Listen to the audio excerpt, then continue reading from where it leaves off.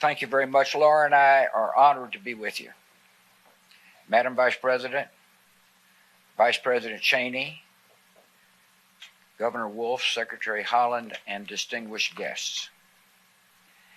20 years ago, we all found in different ways, in different places, but all at the same moment, that our lives would be changed forever. The world was loud with carnage and sirens, and then quiet with missing voices that would never be heard again. These lives remain precious to our country and infinitely precious to many of you. Today we remember your loss, we share your sorrow, and we honor the men and women you have loved so long and so well. For those too young to recall that clear September day, it is hard to describe the mix of feelings we experienced. There was horror at the scale of destruction, and awe at the bravery and kindness that rose to meet it. There was shock at the audacity of evil, and gratitude for the heroism and decency that opposed it. In the sacrifice of the first responders, in the mutual aid of strangers, in the solidarity of grief and grace, the actions of an enemy revealed the spirit of a people, and we were proud of our wounded nation. In these memories, the passengers and crew of Flight 93 must always have an honored place. Here, the intended targets became the instruments of rescue, and many who are now alive owe a vast, unconscious debt to the defiance displayed in the skies above this field. It would be a mistake to idealize the experience of those terrible events. All that many people could initially see was the brute randomness of death.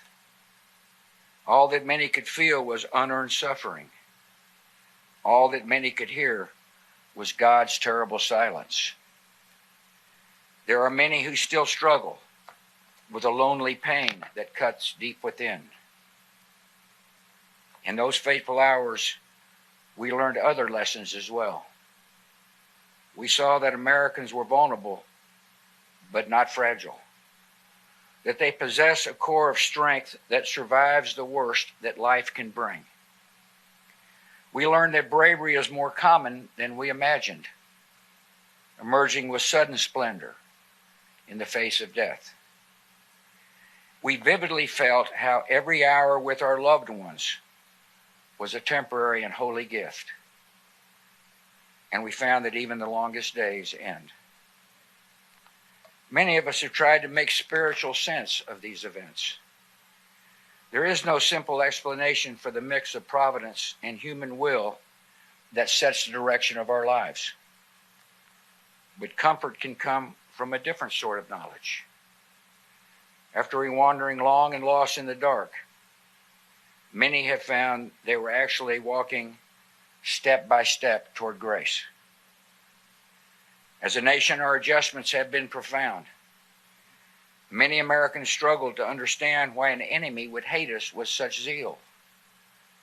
The security measures incorporated into our lives are both sources of comfort and reminders of our vulnerability. And we have seen growing evidence that the dangers to our country can come not only across borders, but from violence that gathers within. There is little cultural overlap between violent extremists abroad and violent extremists at home. But in their disdain for pluralism, in their disregard for human life, in their determination to defile national symbols, they are children of the same foul spirit, and it is our continuing duty to confront them. After 9/11, millions of brave Americans stepped forward and volunteered to serve in the armed forces. The military measures taken over the last 20 years to pursue dangers at their source have led to debate. But one thing is certain. We owe an assurance to all who have fought our nation's most recent battles. Let me speak directly to veterans and people in uniform. The cause you pursued at the call of duty is the noblest America has to offer. You have shielded your fellow citizens from danger. You have defended the beliefs of your country and advanced the rights of the downtrodden.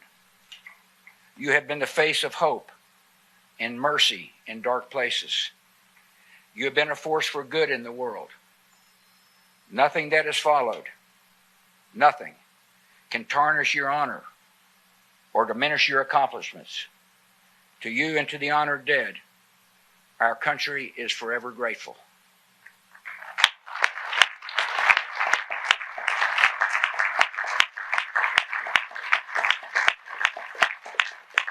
In the weeks and months following the 9/11 attacks, I was proud to lead an amazing, resilient, united people.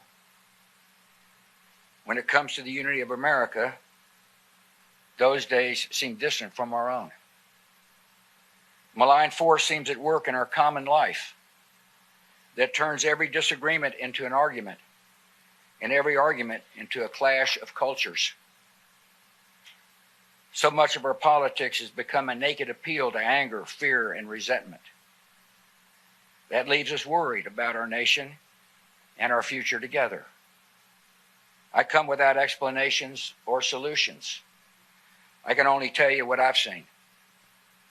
On America's day of trial and grief, I saw millions of people instinctively grab for a neighbor's hand and rally to the cause of one another.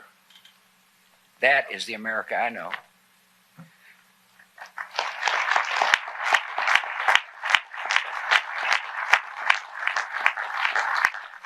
At a time when religious bigotry might have flowed freely, I saw Americans reject prejudice and embrace people of Muslim faith. That is the nation I know.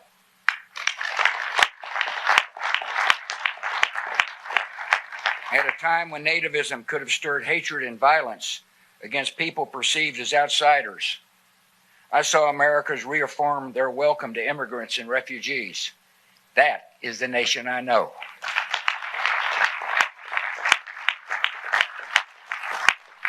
At a time when some viewed the rising generation as individualistic and decadent, I saw young people embrace an ethic of service and rise to selfless action. That is the nation I know. This is not mere nostalgia. It is the truest version of ourselves. It is what we have been and what we can be again.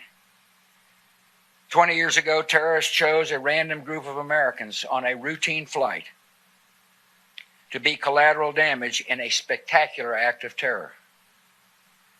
The 33 passengers and 7 crew of Flight 93 could have been any group of citizens selected by fate.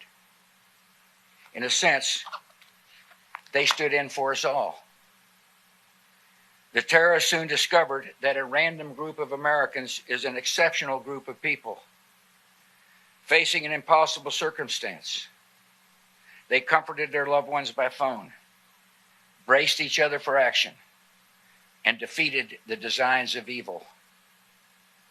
These Americans were brave, strong, and united in ways that shocked the terrorists, but should not surprise any of us. This is the nation we know.